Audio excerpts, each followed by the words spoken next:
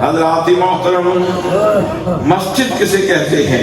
مسجد کہتے ہیں جائے سجدہ کو، اور سجدہ کسے کہتے ہیں؟ نبی مقدم صلی اللہ تعالیٰ علیہ وسلم کی حدیث پاک ہے، حضرت عائشہ صدیقہ رضی اللہ تعالیٰ عنہ راویہ ہے، آپ ارشاد فرماتی ہیں کہ میرے آقا کریم صلی اللہ تعالیٰ علیہ وسلم نے ارشاد فرمایا، بندہ سب سے زیادہ اللہ کریم کے قریب اس وقت ہوتا ہے جب اس نے سر سجدے میں رکھا ہوتا ہے۔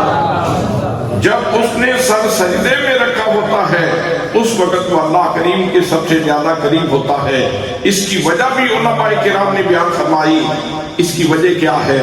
قیام بھی تو عبادت ہے، رکوع بھی تو عبادت ہے، قومہ بھی تو عبادت ہے، جلسہ بھی تو عبادت ہے، تشہد بھی تو عبادت ہے، لیکن سجدے میں اللہ کریم کا قرب زیادہ نصیب کیوں ہوتا ہے؟ حضرات محترم، انسان کے پورے وجود میں جو سب سے زیادہ عزت والی جگہ ہے وہ انسان کی ناک اور اس کا ماتھا ہے، اور جب انسان نے اپنی ناک اور ماتھا یہ زمین پہ رکھ دیا تو اعلان کر دیا کہ مالک تیری عزت کے لیے، تیری شان کو تسلیم کرتے ہوئے میں اپنی عزت کو تیرے قدموں کے اوپر رکھ رہا ہوں، میں قربان کر رہا ہوں۔ اور جب بندہ اللہ کے دربار میں چپ جاتا ہے تو اللہ کریم اس کو سربلند کر دیتا ہے۔